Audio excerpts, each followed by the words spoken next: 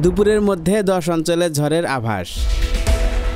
আজ শনিবার দুপুর 1টার মধ্যে দেশের 10 জেলায় ঝড় বৃষ্টির আভাস দিয়েছেন আবহাওয়া অফিস। এতে বলা হয়েছে যশোর, কুষ্টিয়া, খুলনা, বরিশাল, পটুয়াখালী, নোয়াখালী, কুমিল্লা, চট্টগ্রাম, কক্সবাজার এবং সিলেটের উপর দিয়ে দক্ষিণ পূর্ব দিক থেকে ঘন্টায় 45 থেকে 60 কিলোমিটার বেগে অস্থায়ীভাবে দমকা বা ঝড়ো হাওয়া সহ বৃষ্টি বা বজ্র সহ বৃষ্টি হতে পারে। এসব এলাকায় নদী বন্দরকে 1 নম্বর সতর্ক সংকেত দেখাতে বলা হয়েছে।